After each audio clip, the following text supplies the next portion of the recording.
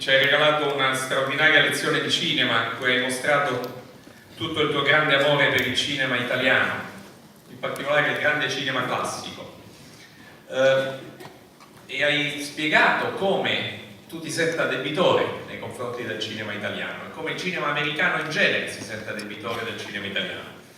Posso capovolgere la prospettiva e chiedere cos'è che il cinema italiano può imparare dal cinema americano?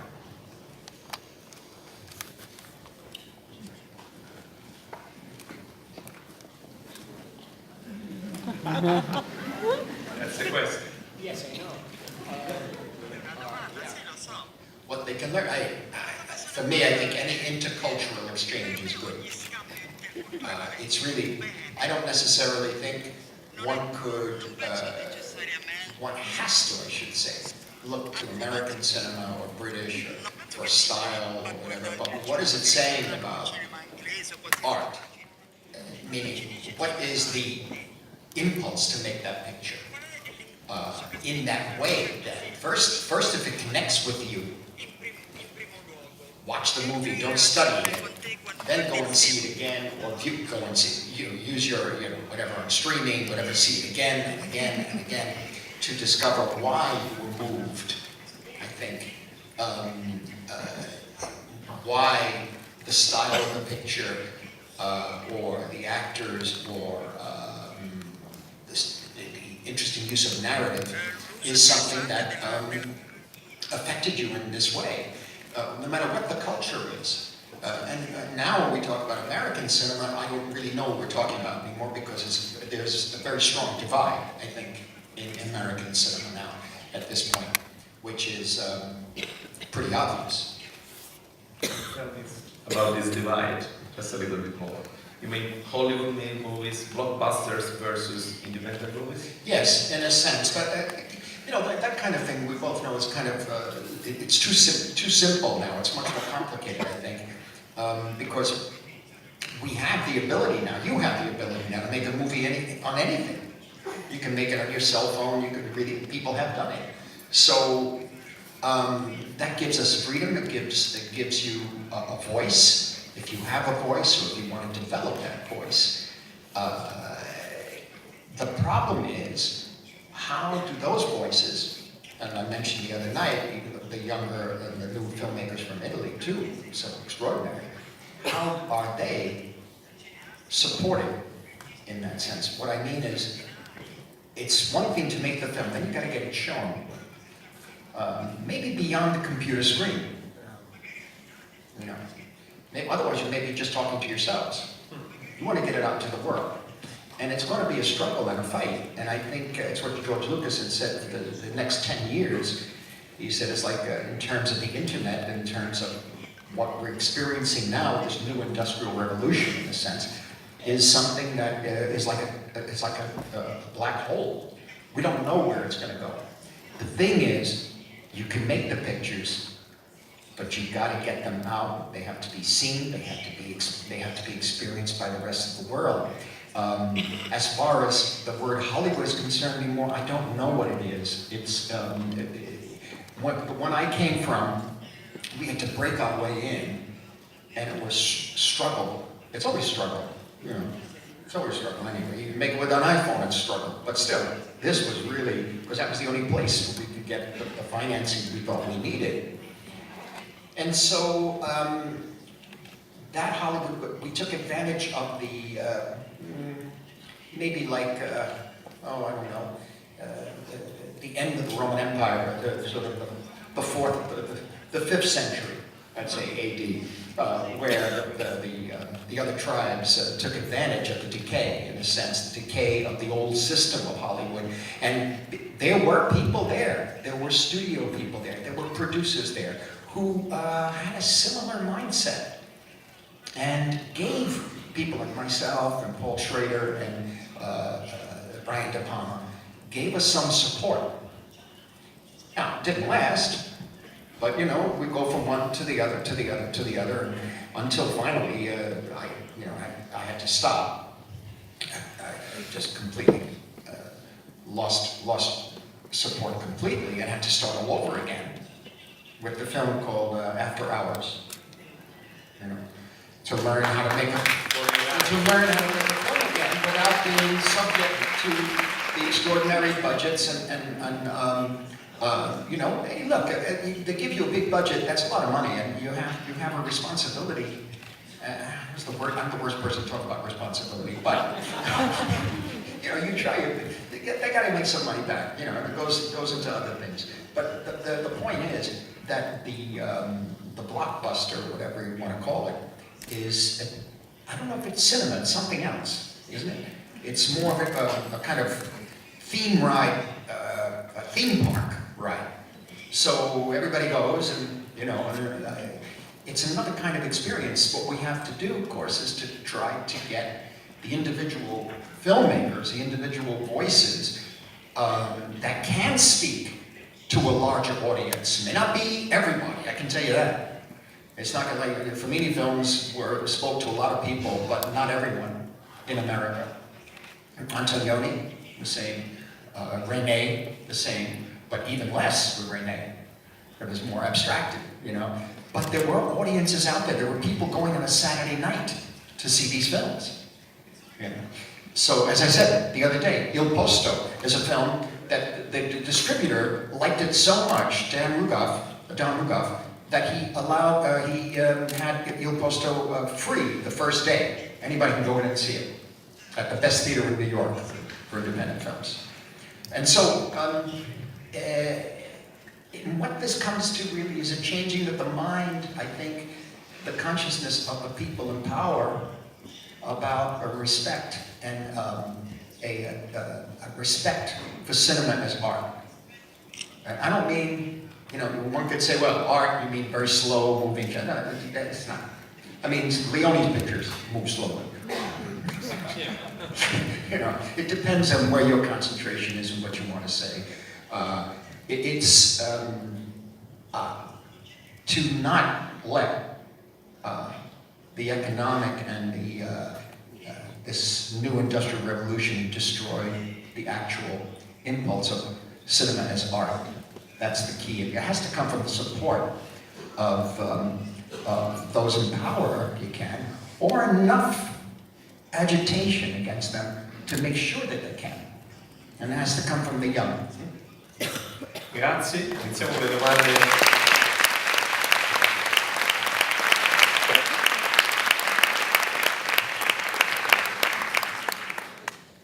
Grazie, lanceremo subito le domande degli studenti, prendo soltanto un minuto per ringraziare Martin Scorsese per aver accettato questo nuovo incontro dedicato in modo particolare agli studenti di cinema. Lo ringrazio non solo per i film formidabili che ci ha regalato sin qui, che tutti conosciamo, ma anche per tutto quello che fa per il cinema del passato. Quello che Martin Scorsese fa per il cinema del passato è davvero importante, perché la storia del cinema, anche se è breve rispetto alla storia delle altre arti, non è meno importante della storia dell'arte o della storia della letteratura. Lo ringrazio per tutto quello che ha fatto e continua a fare per il cinema italiano, e io dico sempre ai miei studenti due cose. Quando mi chiedono da quali film devo cominciare per avvicinare il cinema italiano, oltre a indicargli tutti i film classici che conosciamo tutti, Roma città aperta, La delle biciclette, dico sempre anche Il mio viaggio del cinema italiano di Martin Scorsese, perché in quel documentario Martin Scorsese ci ricorda, e ce lo ricorda lui, una cosa molto semplice tra le tante, che quei film italiani del neorealismo, che tutti conosciamo, Roma città aperta, La delle biciclette, Paesà, erano grandi non solo perché hanno saputo raccontare l'Italia di quel momento, ma perché lo hanno fatto in modo universale. E lo hanno fatto in un modo talmente universale che parlavano anche a Martin Scorsese, che li guardava da New York. Io do la parola subito agli studenti, se tu sei d'accordo, per fare delle prime domande. E se ci sono in sala degli studenti, come dovrebbero esserci, per alzata di mano. Sì, c'è un microfono in sala? Sì. C'è uno? No, le domande. Prego. Ok. Salve mister Scorsese. Allora, io volevo dire che a differenza di molti suoi colleghi lei è rimasto attivo sempre in tutti questi anni.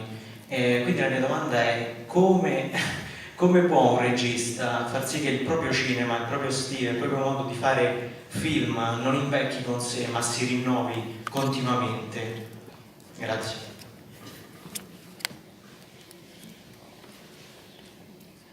Well, it's a good question. Do you have to innovate all the time? Do we have to? There was a time that, and I talked about it the other night, where for 2 to 3 years, maybe 4 years, from 59 to 64, every week or every 2 weeks, cinema was being reinvented by Italians, French, some English, Russian. It was an extraordinary time, and Swedish, of course, Bergman. And in fact, we were saying the other night, I said, we became so spoiled. You know, like, oh, another Bergman. Oh, Taviani's used color. Okay, let's go see the color. We missed that. So it was really a, yes, cinema was being, the actual language of film was being reinvented by these people. Godard still does it. You know, Agnes Varda is still doing it. You know. But ultimately, it reached a certain level, and there was a plateau, and it became something else. The language of cinema has really just begun, and so I don't think you should take it on your shoulders to say, I'm gonna smash it. I'm gonna do something completely new every time. Every time, I don't think you could try, and you might find some ways. And I think part of that may be what I feel over the years, and that is that it's what Jerry Lewis said to me last time that I saw him. He was at an event and I was interviewing him, and they asked him, well, what do you look for as a director on a set? And Jerry was 92 years old at this point. And Jerry said, first thing I do in the morning, I get there, and if I'm not enjoying myself, there's a problem. Now, what he meant was that he could be angry, he could be nasty to people, whatever, but he's still enjoying himself, you see. You know? The thing is, you gotta want to be there. And as you get older, physical issues are one thing, but I must tell you that the worst, the hardest thing is that everything is against you in that way. You have to know that. And I don't mean to suddenly say you have to become a paranoid director. What I mean is that it's a machine. The crew is a machine. They're not against you, but what I'm saying, they work a certain way. You have to learn how to work them. So you have to somehow find, why you want to be there, not just to make innovation. Maybe innovation comes out of that, but you've got to be burning to make that film. And maybe somehow innovation comes from there. Grazie. Seconda domanda dagli studenti. Poi vediamo. Okay. First of all, thank you really much for being here. You're fulfilling my dream, and I think of all the people sitting here.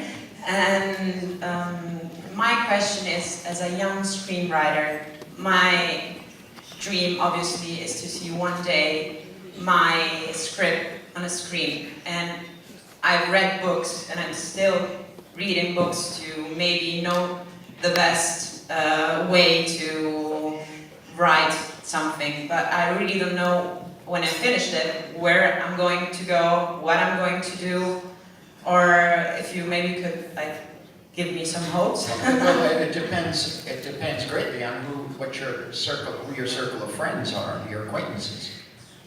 Because you can, if you have a friend who you may think could direct this, you could propose that. You could all make it together. This is one thing. But as far as giving advice about where to go with the script, I have no idea at this point. You know, in the old days it was a studio or independent companies. Now you could do that to a certain extent. But you also have to remember too that the script is not the final form. The final form is the film. Whatever happens between that page and the screen, a lot of things could happen. So about writing a great script is one thing, but that has to become a movie. So who are you going to trust with that? You may have to do it yourself ultimately, you know, which is not bad. It's just at that point is getting, as they say, getting everything They used to say getting all your ducks in a row, finding a way to do it yourself if need be. But if you have people you could trust, 1 or 2 people, and try to make the film together, again, on a very low budget, you know, this is something that can be done. But please remember, I think a script it can be great, and you need the script, I think, films I've made. It's just that it's not the final form.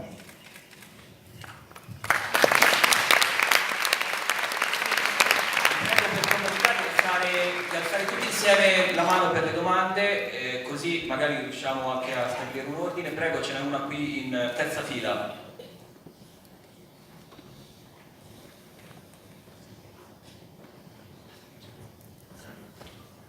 Good afternoon, Mr. Scorsese. First of all, I would like to thank you because I think that our life wouldn't be the same without your movie. And I think that everyone agrees.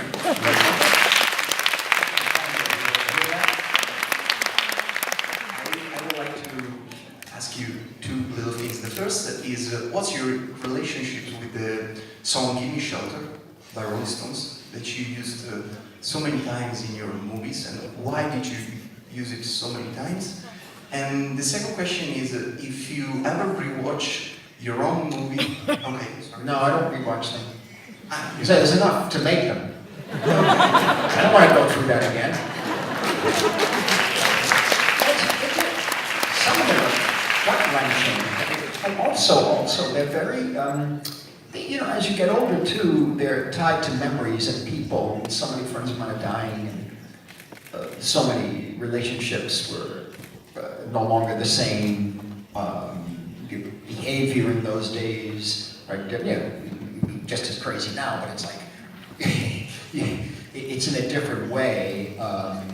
And so the expectations that I had, the reasons for making a film, the film stands on its own.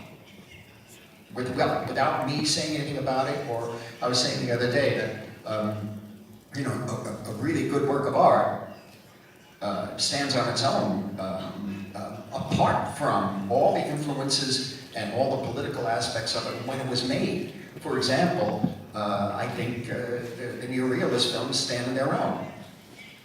I didn't know about, when I saw Bertolini, what it was really about in terms of the political climate and the older people, etc. You don't need to know that. At that time, I'm sure critics were complaining about it, right? It was like, oh, so he didn't know anything. We saw this movie and it suddenly was talking to us, you know. So in a way, it's very hard to rewatch the film. Sometimes I'll see something. I saw, I was half asleep though. I saw the end of Taxi Driver the other night. Yeah, I had some bad dreams. But it was on television in Spain. Anyway, I saw that. I didn't turn the sound up. I'm trying to like but I do like watching some scenes with the music, that sort of thing. And Give Me Shelter is just one of those songs. I don't know, I prefer other Jumpin' Jack Flash, I prefer other Rolling Stone songs, but Give Me Shelter seems to find its way into the movies that I make a lot. And it has to do, I think, with the desperation of the sense of there is no shelter.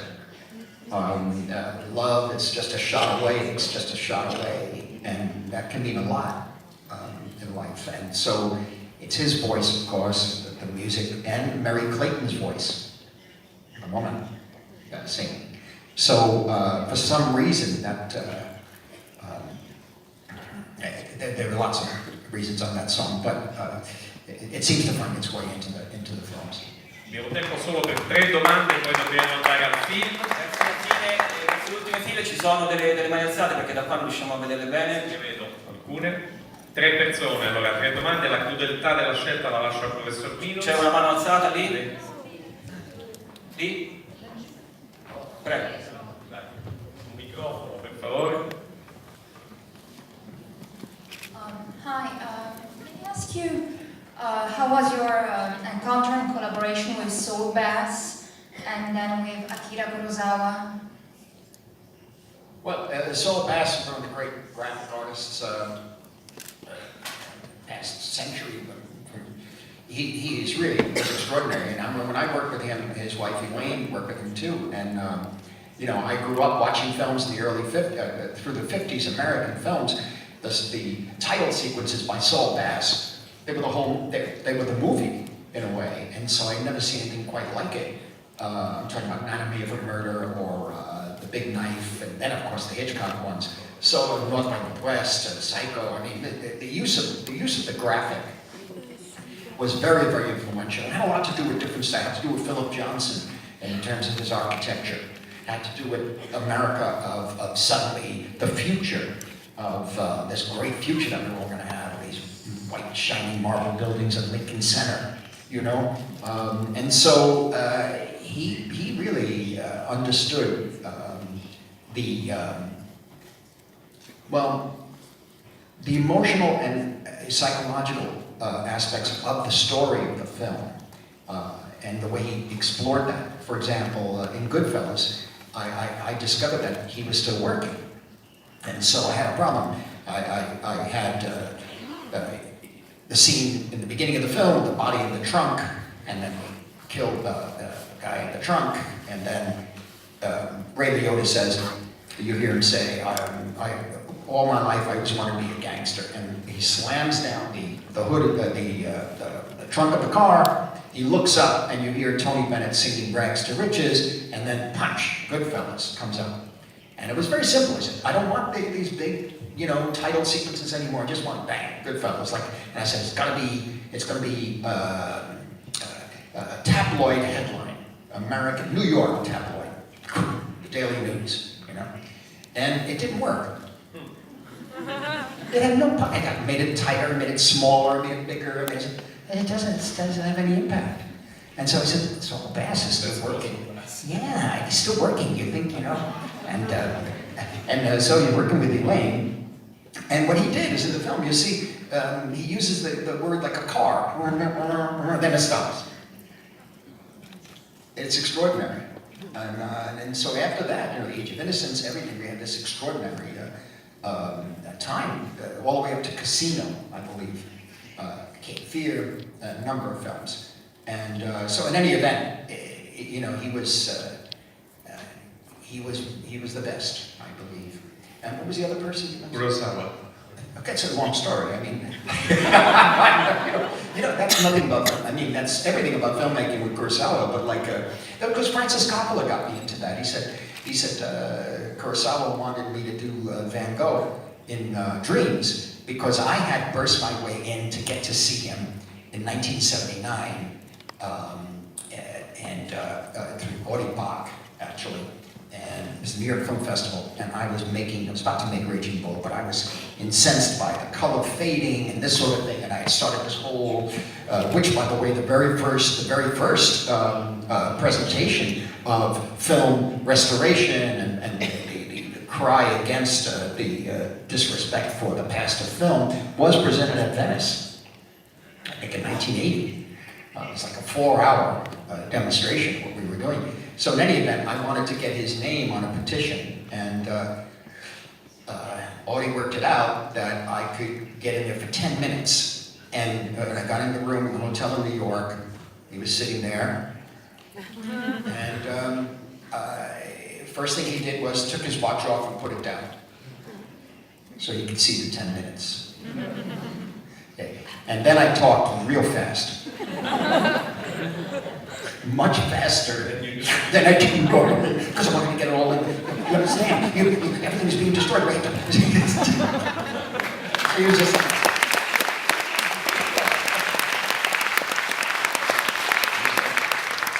She then translated, Sensei will think about it.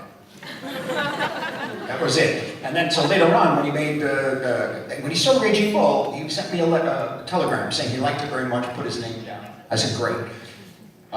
Later, I get a letter in 1989, 88. It was from Kurosawa apologizing, saying, oh, this is terrible to ask you, but would you be... I asked Francis Coppola if it would be okay if I called you, because I wanted the same kind of manic energy in Van Gogh that this Scorsese had when he came to see me.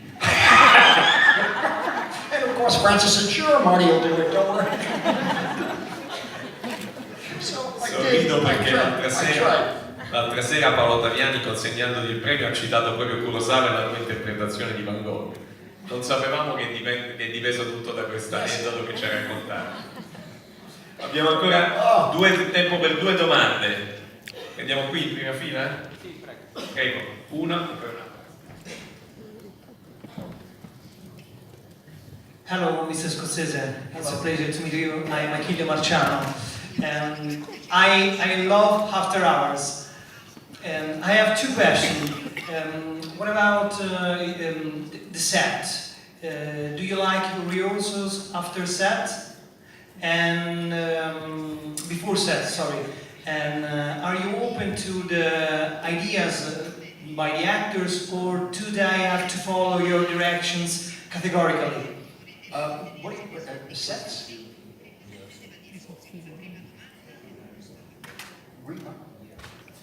Oh, here, yes. Yes, yeah, we do rehearsals before shooting, yeah. There are certain films, like the last film that the film I'm making now, The Irishman, and what was the one before? Silence, yeah. They're tricky because they're more readings, not reading around the whole table, the whole script. I only did that once or twice. This is readings with the actors and working out the scenes. Yes, there's a lot of that. Ideally, depending on the milieu of the film, of the type of picture it is, like in The Irishman, for example, or in Departed, it was constant rewriting and working with the actors. In The Irishman, I don't even think we did much rehearsal. It became, well, it's interesting. We know each other for a long time. Robert De Niro, Al Pacino, Joe Pesci, they said we talk. We barely got to read the lines. And then they'd say, there's something over here. I said, why don't we do that? And then somebody will come up with an idea and say, why don't we try that? And I'd write some stuff down. A couple of people, Steve Zalian wrote the script, and Nick Pileggi helped us with a few ideas. And so a lot was done on set. With that, I needed it loose. The problem was that over the years, I've tried sometimes, and I made it too loose, and too late. So that you have to still have a sort of form. For me, it has to fill in the form, and you're able then to take risks, to go further and further, and then pull it back if you can. But that has to be really, I think, prepared. If you don't rehearse the actors, you have to be rehearsed to be able to create freedom for these actors to be able to go in different places and try to formulate it into a what's the word, a complete film. I don't know how you would define that, but some singular form, ultimately. I don't know if we succeeded, but I find I wanted to be surprised. In certain films I made, Departed, or even Wolf of Wall Street, I can tell you, definitely. Even Silence, to be surprised by some of the things that they came up with. C'era un'ultima domanda, una mano alzata da prima che iniziassimo l'incontro, lì nella prima fila. Grazie. Good evening. So I'd like to ask, TV series are changing and shaping the way, like the drammaturgia del testo. So how do you see this change as a viewer and as a director? Well, that's a good question, because when in the 60s, when they started making films for television, we thought that was going to be a whole new place for younger filmmakers to express themselves. Pretty much the same way the B-movie was in the Hollywood system in the 30s, 40s, and 50s, where some fascinating filmmakers, there was only one really one woman, it was Ida Lupino, for example, but she was able to do these films that were pretty wild within that system. We thought television films would be that way. The first film made for TV was Universal Pictures, 1966, I think, or 64 maybe, real fast. Don Siegel's version of The Killers, with John Cassavetes, Lee Marvin, Angie Dickinson, Ronald Reagan, and Clu Gallagher. A terrific film. We just restored it, actually. Restored both versions of The Killers. It was deemed too violent for TV, and so it was released in theaters. And after that, the television films, we didn't see a sense of any exploration or any risk-taking. So years later, go around, and then suddenly a whole new form has happened. It's a new form, and I was fascinated by it at first because of the development of character and narrative. You can take risks in the narrative. You don't have to tell a straight story with a beginning, middle, and an end. You know, and I find this to be. I like sometimes watching some of them. I haven't seen many because I like sometimes being in that world with those people. But I find that ultimately, I don't know if you can say, well, I've seen 14 hours of this. I don't know if it's cinema though. I think cinema is still something different that has to be experienced. You can experience cinema, I'm sure. I saw Citizen Kane, and I saw the early neorealist films on television. You know, you can experience it, but it's best to see a film which is made in one statement, whether it's 2 hours, hour and a half, or 4 hours. One sitting, you know? But that's cinema. The cinema from 100 years, the past 100 years. Maybe cinema, that cinema like the Great Italian Opera, is only of that period of time. Maybe that's it. It's your world. You take it and make it something new. Part of that is this incredible television series stuff. You know, but I don't regard, I tried it twice. I tried it with Terry Winter on a TV series HBO called Boardwalk Empire, and I did the pilot, and it was very important for me to do that pilot because I wanted to see at age 68 or whatever I could still run around and do a picture in 25 days, and you know, I had a lot of fun with it. The show lasted 5 years. It was a fascinating subject matter for me. And really, the showrunner creator is really the creator, is really the auteur in the TV series, not the directors. And if you do it right, like Sorrentino does. You do everything. You do it all. So what happened with vinyl was something that I wanted to do with Mick Jagger for 20 years. And we realized that, well, you know, why don't we try it as a series? Because the story of the business world of rock and roll and rhythm and blues and all that, this is something where I didn't know where to stop it to make it one movie.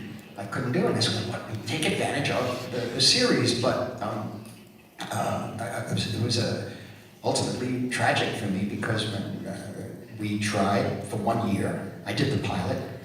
We tried for 1 year at HBO and everybody, but we couldn't get the creative elements together, and also became very, very, what's the word, difficult with the music rights and the different groups and then so it was something that I realized that in order to make it right, I think, and Terry